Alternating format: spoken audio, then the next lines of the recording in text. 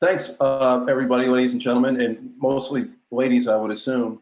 But I'm going to share with you some things today about Social Security that I'm pretty confident you've never seen or heard before. Because I've been doing this exclusively for the last 10 years, just traveling all over the country, speaking exclusively on the topic of Social Security. And as Craig said, I've been in the business now actually for 35 years, and I'll be honest with you, most of that time I didn't know anything about Social Security.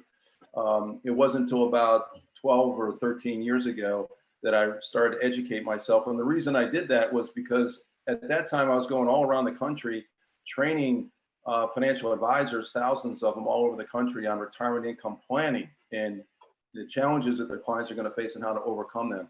And at the time I didn't know anything about Social Security, but I quickly realized that if you're doing any kind of retirement income planning, you basically start with a Social Security claiming decision, and it's going to be an important part of that decision.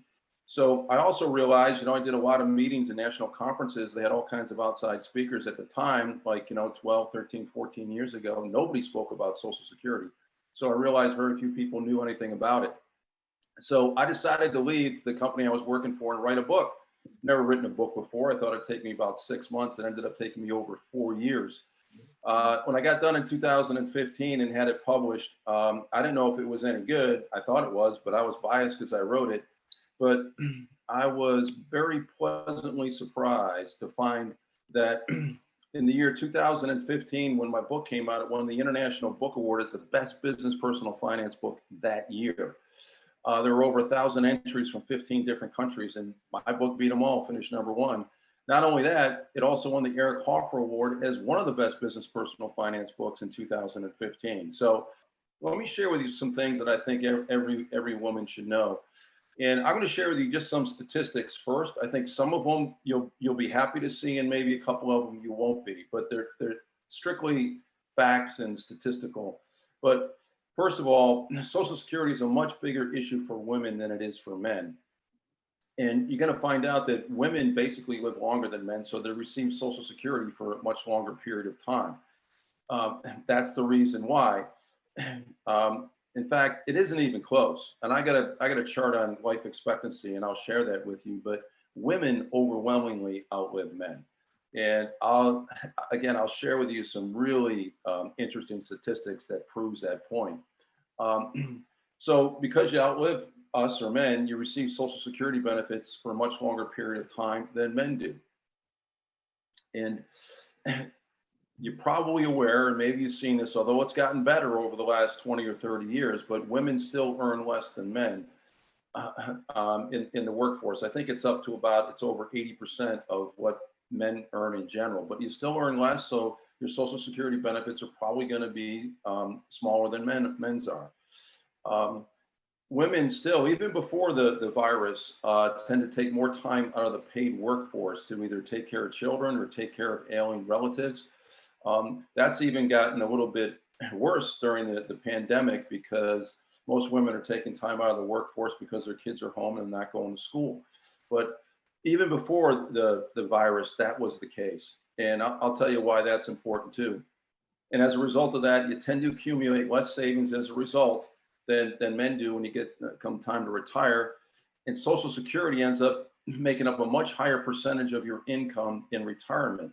And that's important for you to know. And if there's some way to make your Social Security income even higher, you should probably consider doing that. Now, let me give you some good news of what's happened over the last 30 years. Labor force participation rates for women continue to rise, and that's a good thing. More and more women continue to join the workforce, and that's been the case over the last 30 years.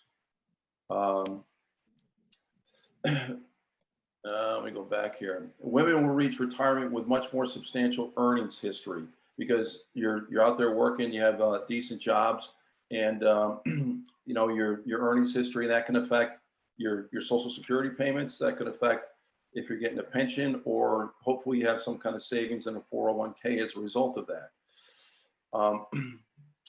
So some more good news, just from a Social Security standpoint. Women receiving auxiliary benefits, which means they did not have their own benefit. An auxiliary benefit would be, say, a spousal benefit or a survivor benefit. So women receiving auxiliary benefits, they didn't have their own Social Security benefit, has declined from 57% in 1960 to 23% in 2014. That's a very substantial move. And the reason for that is many more women are participating in the labor force, and that's a good thing. Women receiving only retired workers' benefits, meaning only their own benefit, that has increased from 38% in 1960 to 51% in 2014. And that means that your benefit is at least bigger than 50% of your husband's benefit, which would be a spousal benefit. But women receiving only their own benefit has increased to over 51% of women today, or in 2014.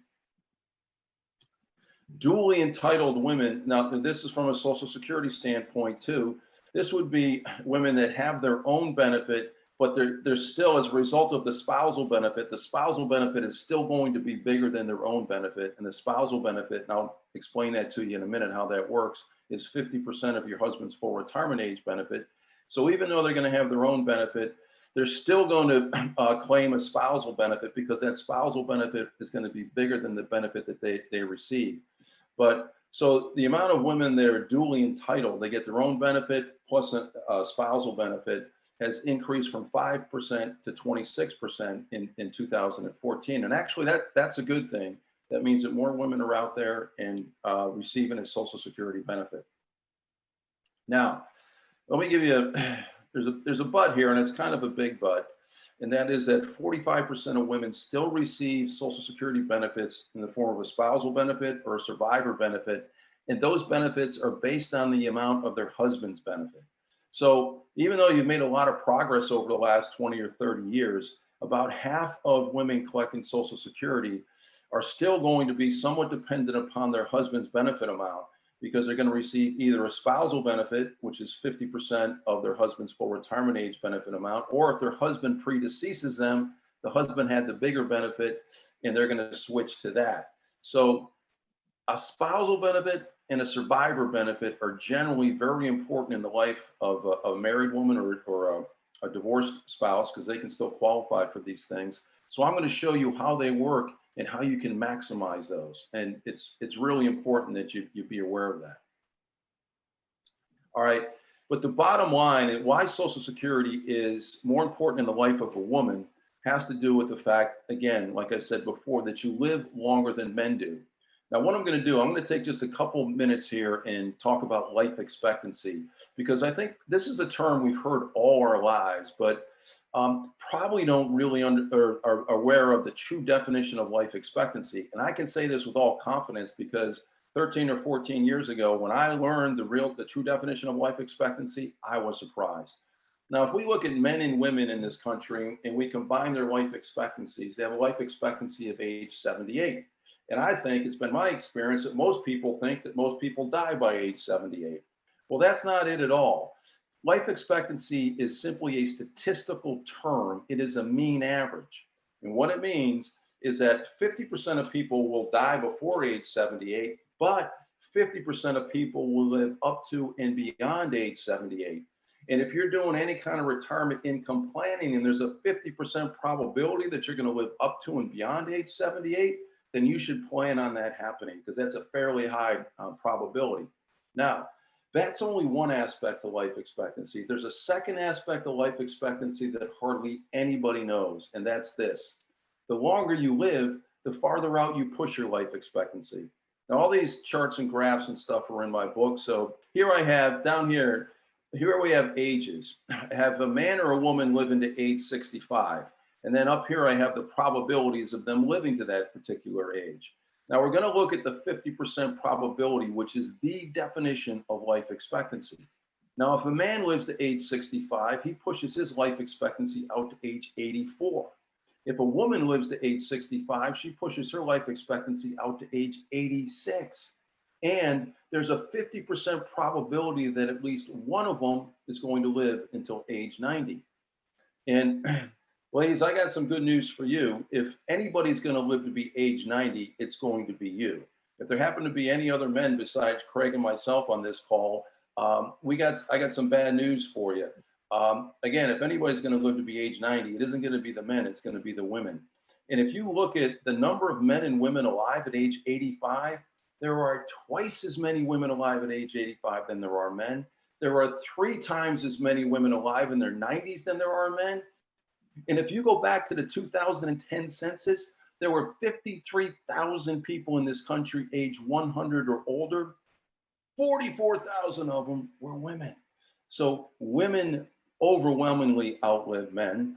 And if you're a married woman, the probability is very high that your husband is going to predecease you. And that's something that's very important, especially when I get to telling you how the survivor benefit works. So with this life expectancy stuff, what I've found is that most people tend to underestimate how long they're going to live. And all I want to do is for you to get you to start thinking that if you were thinking, you know, maybe you lived to 80 or the early 80s, to push that out at least to the mid 80s. And if I do that, then I put you in a better position to make a better Social Security claiming decision. I tell people you're probably going to live longer than you think. All right. So the fact that you're going to live, you live longer than men, probably into your mid 80s. And if anybody's going to live into their 90s, it's going to be the women in this country, not the men. So as a result of that, you should consider these things about Social Security before you claim your benefits. And these are some things that I think everybody should know. Look, most people are aware of the fact that the longer you delay claiming your benefit, the bigger it's going to be. But I found that most people don't know by exactly how much. So you're probably aware that you could claim your benefit as early as age 62. And if you do that, you're going to lock into the smallest monthly benefit every month for the rest of your life. Now, there's some math geniuses out there that crunch the numbers about what's the best age to claim your benefits. And those math geniuses, or a lot of them, will tell you claiming at 62 may not be the best choice to make. Or you could wait as late as age 70 and lock into the biggest monthly benefit every month for the rest of your life. And those same math geniuses will tell you that might be a better decision to make. Or you could claim at any age in between 62 and 70. But here's the bottom line. For every year that you delay claiming your benefits past age 62, your benefit is guaranteed to increase by 6 to 8% per year up until age 70. 6 to 8% per year. In this incredibly low interest rate environment, where are you going to find a risk-free guaranteed rate of return of 6 to 8% per year? Nowhere that I know of. And you know what? And as you're about to find out, Social Security has this great inflation hedge called COLA, the cost of living adjustment feature. And depending upon the rate of inflation, everybody receiving Social Security, their benefits are going to increase whatever the percentage rate of inflation increase was for the prior year. So, and you can add whatever that COLA percentage increase is on top of the 6 to 8% for every year that you delay. Let me give you a quick example of this.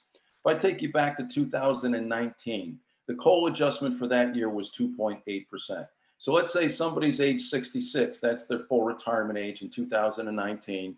For whatever reason, they don't need their Social Security income. They haven't claimed yet. So they're thinking, I'm going to delay for at least one more year. So by delaying from age 66 to age 67, they got a minimum guaranteed increase in their benefit of 8%.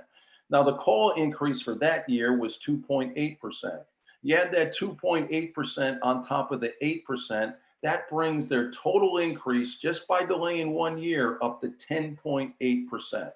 So just by delaying 1 year, they increased their benefit by almost 11%, and they locked into that increased benefit for the rest of their lives.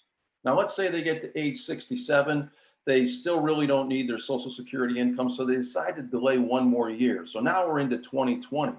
So again, by delaying from age 67 to 68, they got another minimum increase of 8%.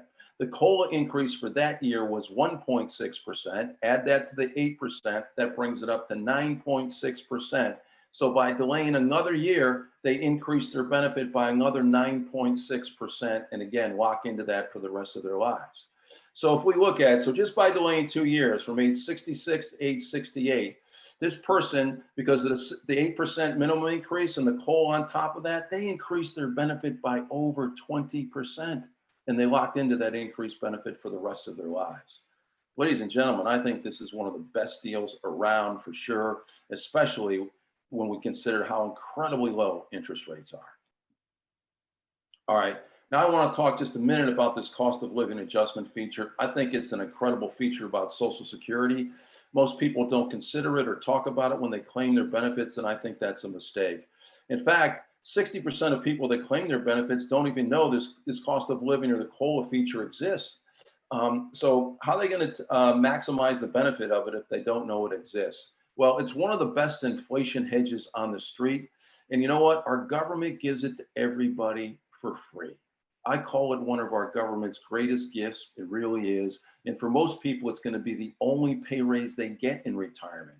And if it's the only pay raise they're going to get, they probably want it to be as big as possible. Unfortunately, too many people lock into the smallest pay raise possible. So let's change that. Let's see if I can move this. All right. There we go. Brian, can I interrupt for a second? Sure. We did have a question, and I thought it might be a good time to just throw something out there. For folks who have questions, you could also type it into the chat bar on the Zoom meeting, and that pops up so we can make this a little bit more interactive. We had a question. What is the average COLA for the last 10 years? The last 10 years, the average COLA is about 1.5%. Okay. You know, it's average. If you go back to 1975 when they first instituted the COLA on an annual basis, it's about 4%. It might have fallen a little bit under 4%. You know, if you look at it over the last 30 years, it's right around 3%. I know over the last 10 years, inflation's been pretty low. You know, it's about a 1.5 or 1.5%. But if you look at the 75-year average for inflation, it's about 3%. And I'm going to share with you, because in this chart, I assumed a 3% COLA. But, you know, if inflation comes back, and we've been in this 40-year cycle of declining to low inflation. I mean, it's the longest interest rate cycle where rates were going down, inflation going down in our 200+ year history. Sooner or later, it's going to come back. But if you look in 1980, this is an incredible statistic. In 1980, the COLA increase for that year was 14.4%. 14.4%. And the next year, 1981, it was an increase of over 11%.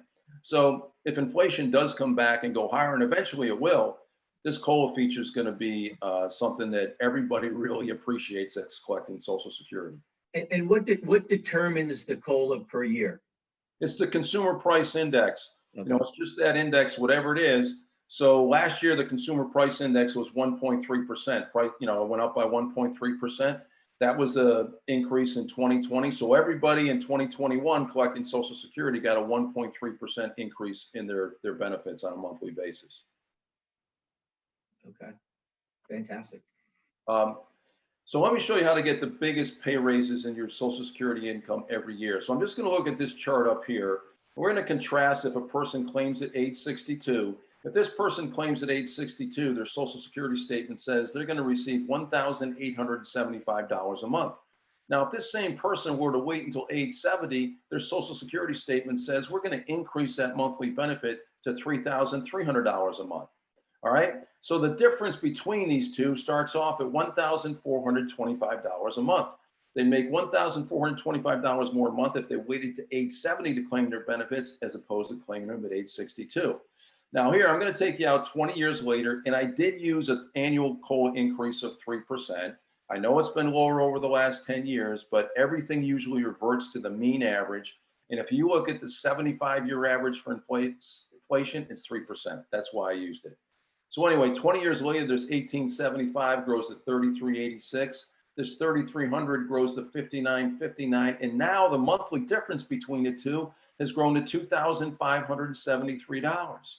Look, everybody gets the same COLA percentage increase. It doesn't matter when you claim your benefits. But if you apply that same percentage to a bigger number, a bigger benefit, it results in bigger dollar increases every year for the rest of your life. Now, if I took this column out 25 or 30 years or even 35 years, because people do live that long in retirement, especially if you're a woman, the difference between these amounts would grow bigger and bigger. Same percentage applied to a bigger benefit results in bigger dollar increases every year for the rest of your life. And that's something, again, because women overwhelmingly outlive men, you should be aware of how this works. because if anybody's going to live for 30 or 35 years in retirement, it's going to be women. And if you do that and you apply that percentage to a bigger benefit, you're going to receive the biggest dollar increases in your benefit amounts every year for the rest of your life. Now, when I was writing the book, I had some really smart math people check my math, because there's charts and stuff in there. It's fairly simple math, but I wanted to make sure it was okay. And a couple of them came back to me and they said, hey, Brian, we understand your concept about applying the same percentage to a bigger benefit, bigger dollar increases every year for the rest of your life, but you have a major, major flaw in your analysis. I said, I do. What is it? They said, well, let's take this chart again. You have this person claiming at 62, and then you take them out 20 years. 20 plus 62 brings you to age 82. Now you have this person claiming at age 70, and you take them out 20 years later. 20 plus 70 brings you to age 90. Brian, you're not comparing apples to apples. If you were, you'd have to look at what this 59 would be at age 82, not age 90. It's going to be a lot smaller than this. The difference is going to be a lot smaller, and you're probably going to make the case stronger for claiming early. Now, on the face of it, it seems like a really valid point, but it's not a valid point because of the incredible way that Social Security credits COLA if you delay. Now, when I first read about this on the Social Security website, I said, I can't be reading this correctly. Nobody can do this. So I reread it 4, 5, 6 times. I realized I was reading it correctly.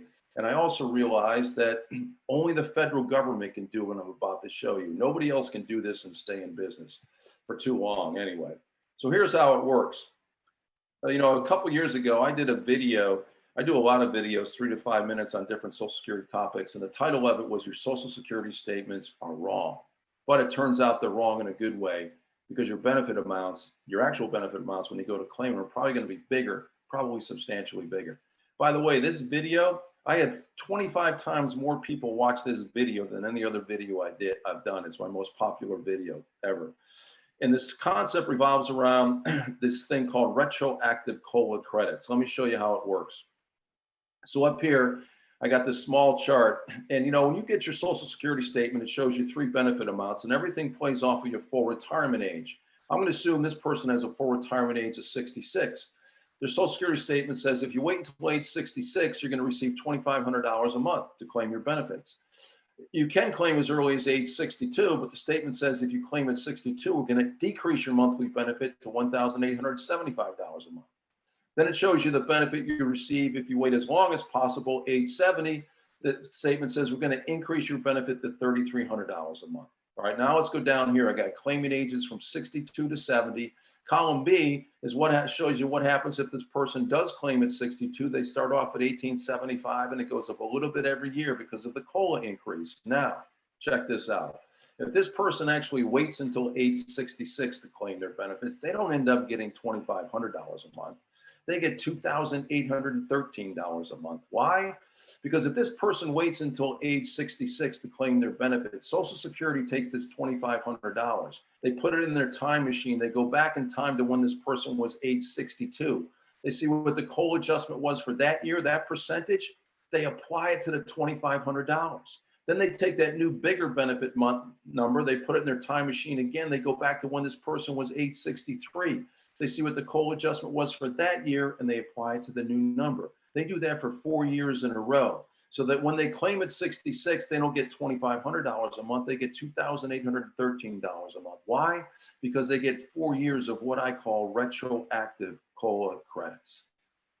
Now, ladies and gentlemen, the story gets even better. It gets a lot better if they wait till age 70. They don't get $3,300 a month. They get $4,180 a month. Why? Because they end up getting 8 years of retroactive COLA credits. That's incredible, and nobody knows this. And I've showed this chart to over 40,000 people over the last 10 years. Some of them thought they knew a lot about Social Security, but none of them had ever seen or heard of this before. And this is exactly the way it works. So look at, even if you say, Brian, I can't wait till age 70, but you can delay 3, 4, 5, 6 years, your benefit is going to be so much bigger. One, because of that 6 to 8% increase every year.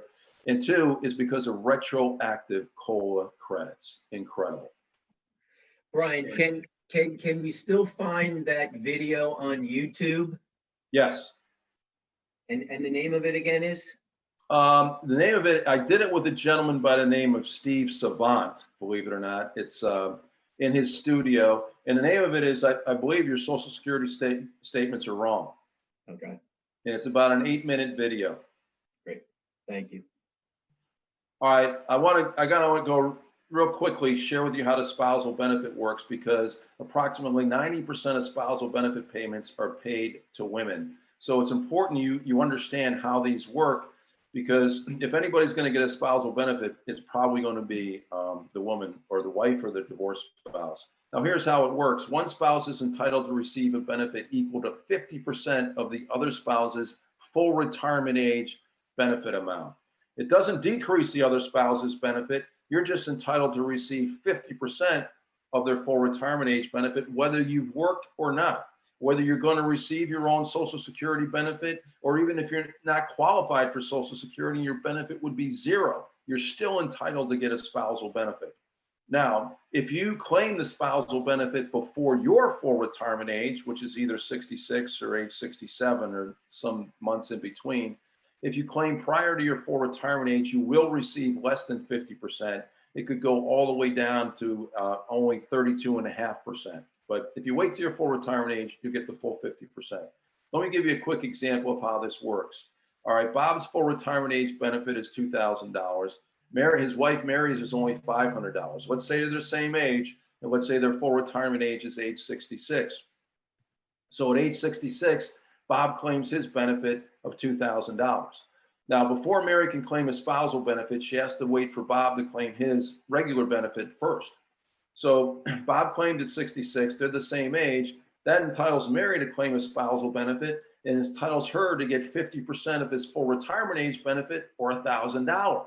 So as a result of being able to claim the spousal benefit, Mary was able to double her Social Security income because her own benefit was only $500. So you can see it really is, it's a great thing. And one other thing I want to make you aware of that hardly anybody knows, and this happens quite a bit. You know, Bob's got the bigger benefit, but Bob says, you know what, I'm not waiting until age 66 to claim my benefit. What if I die at age 64? You know, I've contributed 40 years of paying FICA taxes into the system. I'm not taking the chance that I die before I get the claim and get nothing. I'm claiming at 62. So because Bob claimed at 62, his benefit is reduced to $1,500 a month. Now, Mary, let's say she's still working. She's not going to retire till she's 66. So Mary waits until age 66 to claim her benefit. And you know what? She still gets $1,000 a month in form of a spousal benefit. Now, you would think that she would only get $750 because 50% of $1,500 would be $750. But that's not the case. Mary still gets a 50% of the $2,000 or $1,000 a month. It doesn't matter that Bob claimed his benefit early. It has no impact on the size of Mary's spousal benefit. She still gets $1,000 a month. That's another incredible thing about Social Security. Hardly anybody knows that. But it's important for you to know that because 90% of spousal benefit payments are sent to women. All right. Now, and a divorced spouse can still get a spousal benefit as well, as long as you were married for at least 10 years before the divorce and you haven't remarried.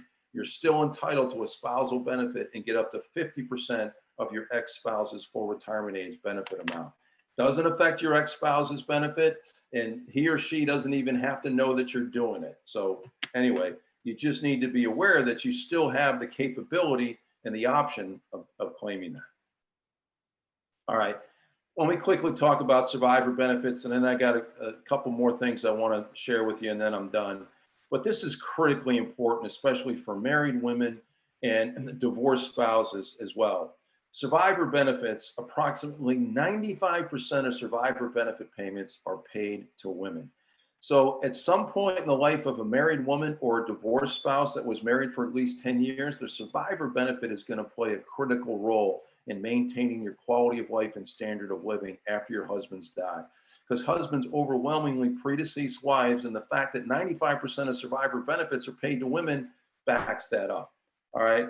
So I tell married couples, look, you should ask yourself this question: what happens after one of us dies? I know it's an unpleasant question to ask when you're retired, but what's life going to be like financially? So here's an example. Wife's full retirement age benefit is $1,900 a month. That's, let's say if she waits to age 66 or full retirement age. The husband's full retirement age benefit is $2,500 a month. Now, I made the husband's benefit bigger because 75% of the time today, the husband has the bigger benefit. And what I tell married couples is, look, at whoever has the bigger benefit, that's the one you want to try to delay claiming as long as possible for two reasons. One, you can enjoy that bigger benefit while you're both alive. And two, that benefit is eventually going to become the survivor benefit, or the only benefit the surviving spouse is going to receive after the first spouse dies. So you want that to be as big as possible. And once again, 95% of survivor benefit payments are sent to women. So here's how it works. So if they wait to their full retirement age and they both claim their benefits, the wife gets $1,900, the husband gets $2,500. Husbands usually die first. Let's say that's the case. The husband does. The wife is receiving the smaller benefit, but she doesn't have to continue to receive the smaller benefit. She gets the bigger benefit, the $2,500. But her smaller benefit goes away. That's how the survivor benefit works. So you really want to encourage, if your husband has the bigger benefit, for him to delay claiming it as long as possible. Now I have a chart here. I'm going to show you this. Here's just the husband's claiming ages here, 62, 66, and 70. He's got the bigger benefit. If you notice here, the wife's monthly benefit at age 82, it's all the same, $2,573.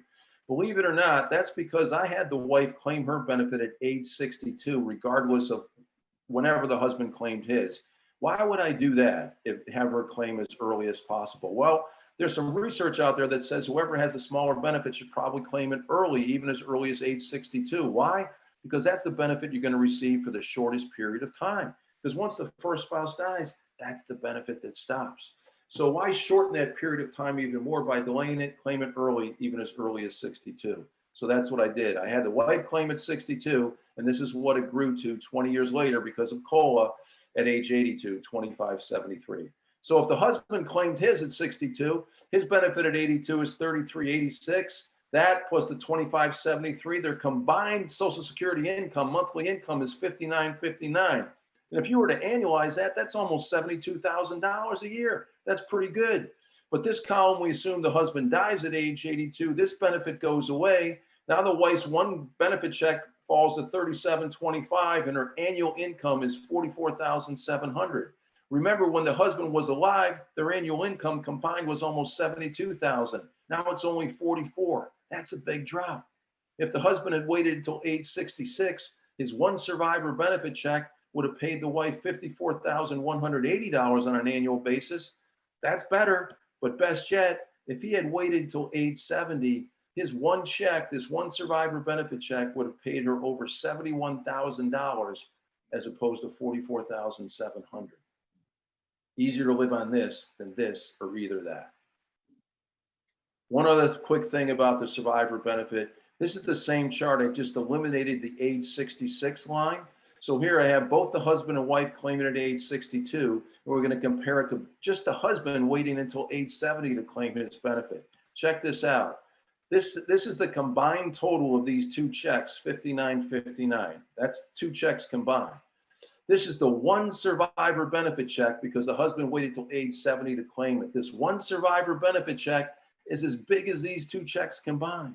That's how you leave a survivor benefit check that's as big as two checks in one, greatly reducing the probability that the surviving spouse, overwhelmingly the wife, is going to struggle financially. You just need to know how that survivor benefit works. And you know, you can, with the survivor benefit, and this is a tough slide to see, but with the survivor benefit, and if you're a divorced spouse, you can remarry. You just have to wait until you're at least 60 years old before you do that. And if you do, you're still qualified to collect the survivor benefit, which would be based on your ex-spouse's full benefit amount he's receiving at the time of his death if he predeceases you. You can still get that survivor benefit even if you remarry, as long as you wait till age 70 to do it. You know what, I'm going to skip this because I went through this. Widows and widowers, you have some a lot of flexibility when it comes to claiming your benefits. You should be aware of it. How Social Security determines the size of your benefit. This is really important for women. It looks at your highest 35 wage earning years. They have a formula. They take your highest 35 wage earning years to determine your benefit. If you don't have 35 wage earning years, Social Security uses zeros for the number of years working, working just short of that. They plug in zeros to that formula. Women are more likely to interrupt their careers to take care of children or relatives. We talked about that. So women are more likely to have multiple zero earning years in that benefit formula.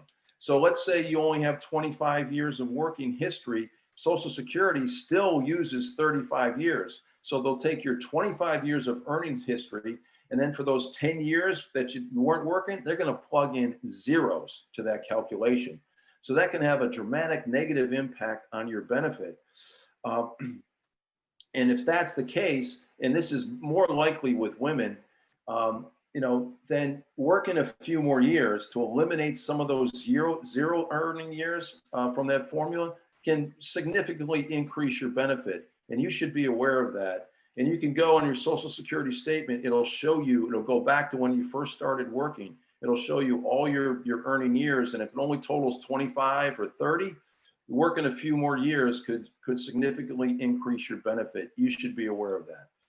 I want to go through just this silent crisis. In my book, I have a whole chapter on this, chapter 8. It's all about women.